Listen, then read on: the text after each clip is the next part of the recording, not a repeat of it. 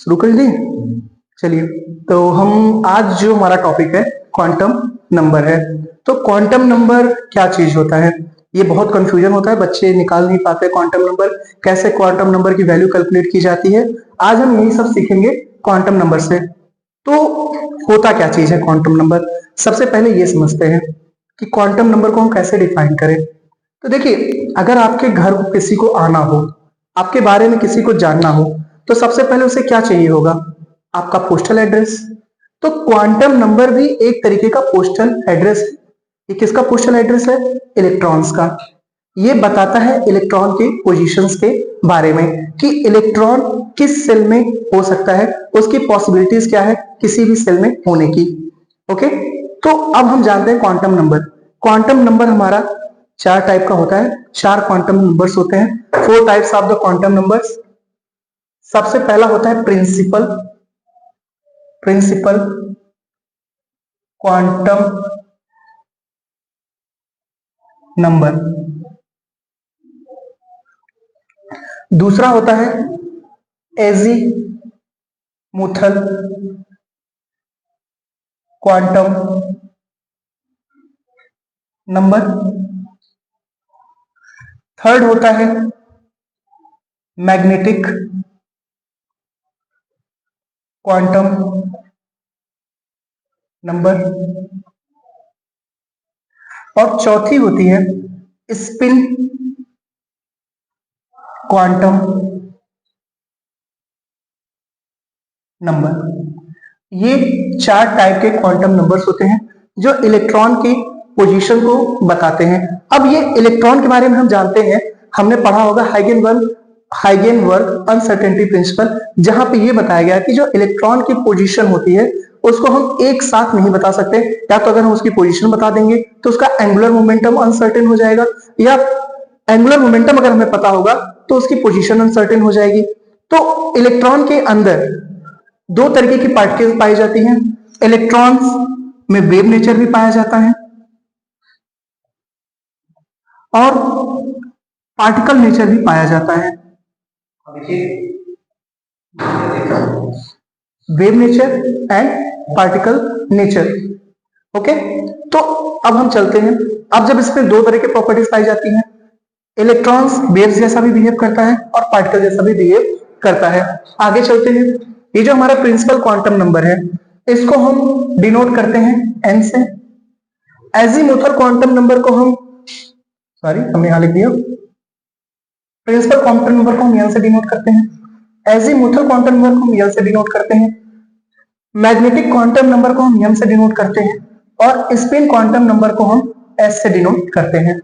तो सबसे पहले हम चलते हैं प्रिंसिपल क्वांटम नंबर पे। ये प्रिंसिपल क्वांटम नंबर क्या होता है।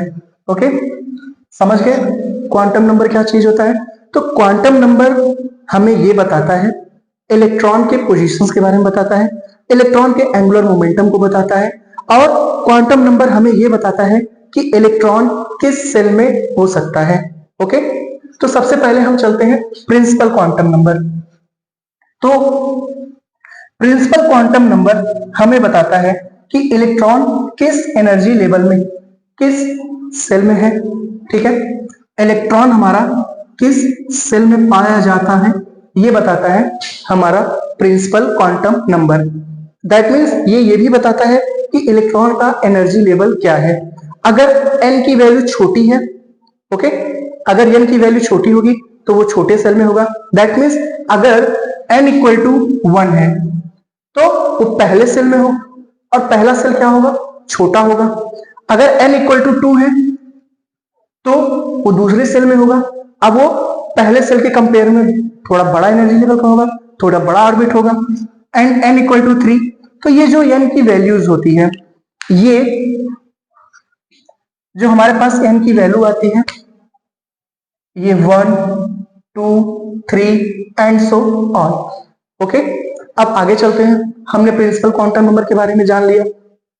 अब हम दूसरा क्वांटम नंबर है हमारा एजीमुथल क्वांटम नंबर, इसको हम इरेज करते हैं।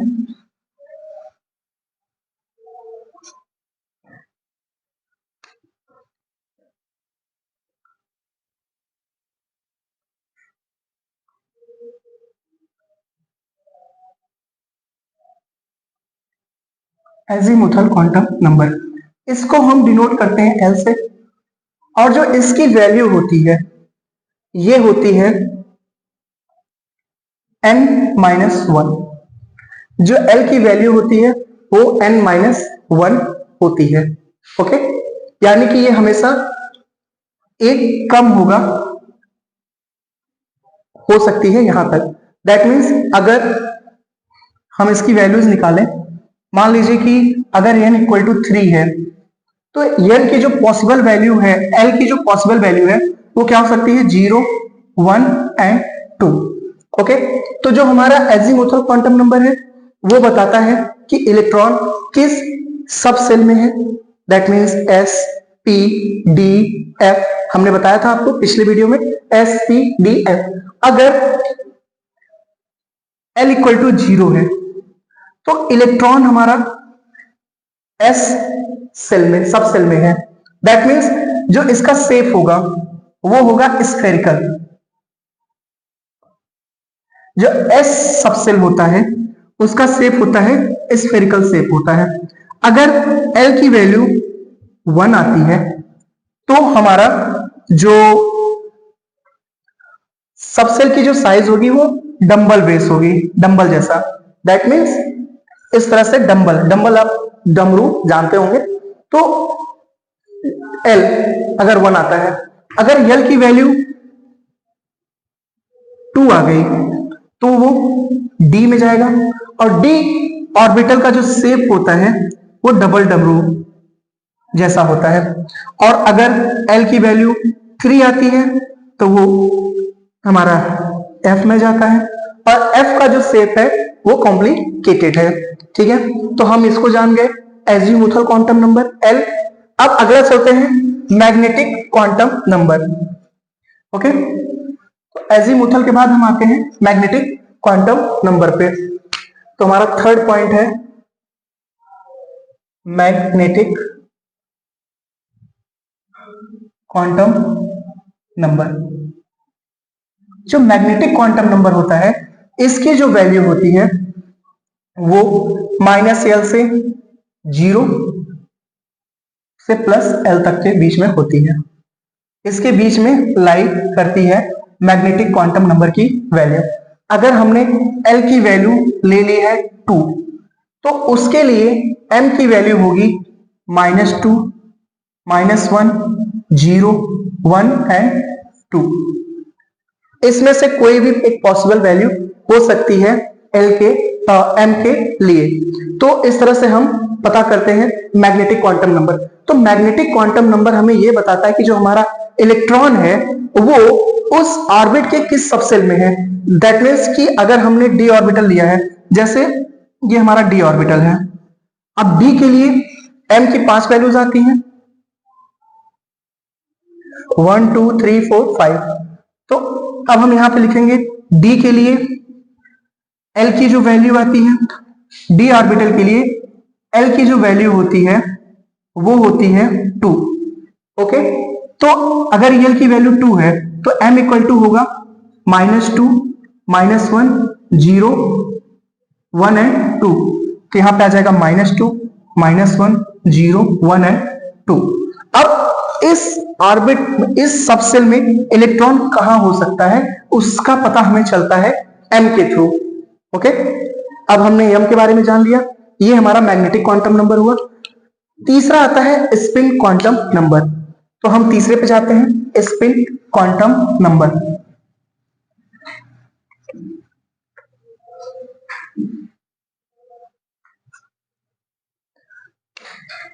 तो स्पिन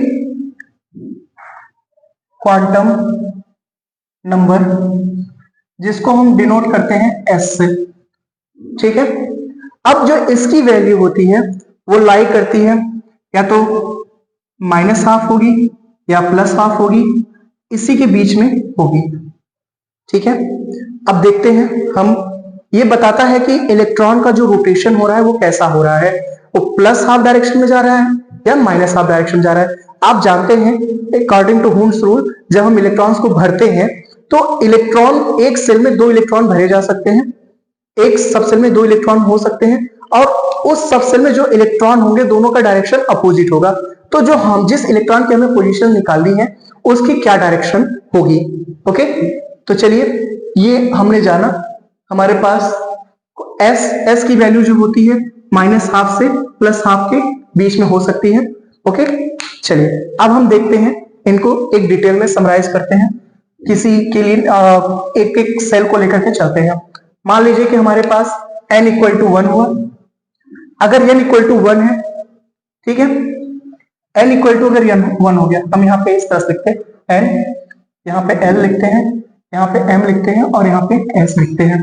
तो अगर n = 1 हुआ तो l की वैल्यू जो होती है n-1 ये हो जाएगी 0।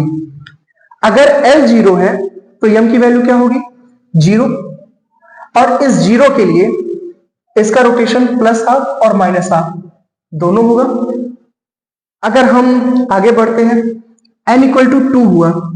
अगर n 2 है तो l की वैल्यू क्या हो सकती है n-1। जो हमारा l निकलता है हम यहां पर लिख दे रहे हैं, l = होता है n-1 और जो m की वैल्यू होती है -l 0 + l के बीच में होती है। ओके, तो अगर n = हमारा 2 है तो जो l की वैल्यू होगी वो क्या हो सकती है 0 और 1। और m की वैल्यू क्या हो सकती है फिर इसके लिए, जो m की वैल्यू होगी इस 0 के लिए तो 0 होगी, 0 के लिए तो 0 और 1 के लिए क्या हो सकती है -1, 0 और +1। अब अगर ये आया वैल्यू तो इसके लिए s की वैल्यू क्या हो सकती है, इस -1 के लिए +12 हो सकता है, -12 हो सकता है, +12 हो सकता है, -12 हो सकता है, +12 हो सकता है और -12 हो सकता है। इसके लिए s की वैल्यू। ओके, तो अगर हम किसी एक ले लेते हैं, अगर आपको n = 3 दे रखा है तो n = 3 के लिए ऑल पॉसिबल क्वांटम नंबर की वैल्यू क्या हो सकती है। ओके, तो हम उसको देखते हैं। अगर n = हमारे पास 3 है, अब n = 3 हमको दे रखा है, ठीक है, तो n = 3 है। अब n = 3 के लिए l की पॉसिबल वैल्यूज क्या हो सकती हैं, l = हो सकता है क्या क्या 0, 1 और 2। अब l की जो वैल्यू 0, 1, 2 आई है क्योंकि l की वैल्यू क्या होती है n-1 होती है, तो 0, 1 और 2। अब इस l की पॉसिबल वैल्यूज के लिए m की वैल्यूज क्या क्या हो सकती हैं, 0 के लिए तो 0 होगी, 1 के लिए -1, 0 और +1। उसी तरीके से इस 2 के लिए क्या हो सकती है -2, -1, 0, +1 और +2। इस तरह से हो सकता है। अब यहां पे 0 के लिए, 0 वाले सेल में कितने इलेक्ट्रॉन हो सकते हैं, 2 इलेक्ट्रॉन हो सकते हैं, तो उनका रोटेशन क्या हो सकता है आइदर +12 आइदर -12। इसी तरह से इसके लिए +12 और -12, +12 -12, +12 -12। इसके लिए भी +12 -12, +12 -12, +12 -12, +12 -12, +12 और -12। ये हुआ हमारा L के लिए, L = 2 के लिए m की पॉसिबल वैल्यूज और उस पॉसिबल वैल्यूज के लिए हमारी s की वैल्यूज। ये हुए हमारे s की वैल्यू, ये हुए हमारी m की वैल्यू। ठीक है, तो आगे चलते हैं। यहां तक हम जान लिए, इस तरह से हम निकालते हैं। अब हम अगला एक लेते हैं। जैसे आपका कई बार क्वेश्चन आता है कि 3D4 के लिए फाइंड द क्वांटम नंबर और 4 क्वांटम नंबर फॉर 3D4। अब आपसे बोल दिया 3D4 के लिए आपसे पूछ रहा है कि ऑल पॉसिबल वैल्यूज ऑफ इस 4 के लिए क्या क्या हो सकता है क्वांटम नंबर की वैल्यूज, ऑल क्वांटम नंबर। ठीक है, तो सबसे पहले 3D4 है। 3D4 में ये 3, इस 3 को हम बोलते हैं n, तो n = 3 हो गया। अब हमें l की वैल्यू चाहिए, तो जो l की वैल्यू होगी वो होगी d ऑर्बिटल के लिए। d ऑर्बिटल के लिए जो l की वैल्यू होती है वो होगी, हमने आपको बताया था 2 होती है। ठीक है, तो वो हो जाएगी 2। d ऑर्बिटल के लिए l की वैल्यू 2। अब उसके बाद में हम d ऑर्बिटल ऐसे बना लेते हैं 1, 2 3 4 एंड 5। अब यहां पे हम 2 हो गया, तो L इक्वल टू 2 के लिए m की पॉसिबल वैल्यूज क्या हो सकती हैं? -2, -1, 0, 1 एंड 2। तो यहाँ पे -2, -1, 0, 1 एंड 2 ये हुआ। अब यहाँ पे 3d4 है, तो हमें फोर्थ इलेक्ट्रॉन के लिए निकालना है। ठीक है, तो फोर्थ इलेक्ट्रॉन को हम यहाँ पे अकॉर्डिंग टू हुम्स रूल फिल करते हैं। That means 1 2 3 and 4। तो हमारा जो लास्ट इलेक्ट्रॉन है वो किसमें है? वो यहां पर है। जब ये यहां पर है, ठीक है, तो इसके लिए जो m की वैल्यू आएगी वो m की वैल्यू आएगी 1। अब ये 1 हो गया। ठीक है, अब इसके लिए s की वैल्यू हमें चाहिए। अगर हमें s निकालना हुआ तो कैसे निकालेंगे?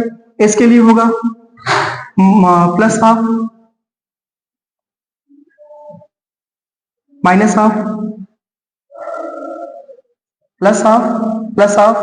+½ एंड +½ तो s की वैल्यू आ जाएगी हमारी +½ ये हो गया। ठीक है, इसी तरीके से हम, तो ये हमारे लिए इसकी चारों वैल्यूज आ गए। n equal to 3, L equal to 1, L equal to हमारे पास आया है 2 आया है, m की वैल्यू आई है 1 और s की वैल्यू आई है हमारे पास +½ इसको हम मिटा देते हैं। अब हम चलते हैं 3d6 के लिए।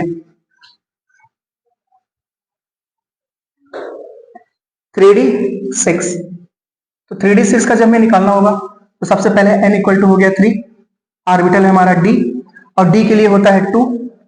ओके, अब d के लिए l की वैल्यू होती है 2। अब हमारे पास d ऑर्बिटल है, d ऑर्बिटल में 5 1 2 3 4 1 2 3 4 5। अब यहाँ पे हम भरेंगे, पहले फिल करेंगे -2 -1 0 1 एंड 2।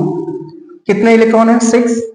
तो सबसे पहले हम रूल के अकॉर्डिंग 1 2 3 4 5 एंड 6। ये जो हमारा 6 इलेक्ट्रॉन है इसके लिए +½ तो इसके लिए -½ तो हमारे पास जो वैल्यू आई। अब यहाँ पे लास्ट इलेक्ट्रॉन हमारा कहाँ है? तो m की वैल्यू हो गई -2, L की वैल्यू हमने पहले निकाल ली 2। तो जब n इक्वल टू 3 है तो L इक्वल टू 2 होगा और m की जो वैल्यू आएगी वो आ जाएगी आपकी -2 और जो हमारा s आएगा वो -½ आएगा। ठीक है, इसी तरह से मान लीजिए कि हमें 3p3 के लिए निकालना है। 3p3 के लिए लास्ट इलेक्ट्रॉन सभी चारों क्वांटम वैल्यूज निकालनी है, चारों क्वांटम नंबर्स निकालने हैं 3p3 के लिए, लास्ट इलेक्ट्रॉन के लिए। तो लास्ट इलेक्ट्रॉन के लिए तो सबसे पहले तो n इक्वल टू हमारे पास कितना आ जाएगा? 3। हमारा p ऑर्बिटल है, p ऑर्बिटल के लिए l की जो वैल्यू होती है तो इसके लिए l इक्वल टू आ जाएगा 1। अब ये 1 है तो m की वैल्यू क्या हो सकती है? तो हम p बनाएंगे, हम जानते हैं p में 3 सबसेल्स होती हैं, तो -1 0 एंड 1। ठीक, तो हम यहाँ पे भरेंगे 1 2 और 3, ये 3 इलेक्ट्रॉन। थर्ड इलेक्ट्रॉन यहाँ पे है, थर्ड इलेक्ट्रॉन के लिए m की वैल्यू आ जाएगी 1 एंड s की वैल्यू क्या होगी? +½ और +½ that means s equal to +½ तो इस तरह से हम क्वांटम वैल्यूज, क्वांटम नंबर्स निकालते हैं। ठीक है, तो मुझे लगता है कि आपको ये कॉन्सेप्ट अगर समझ में आया हो तो लाइक करिए, चैनल को सब्सक्राइब करिए, अपने दोस्तों से शेयर करिए और कमेंट करिए। जो भी कमियां रही हो मैं उसको सुधारने की कोशिश करूंगा। Thank you.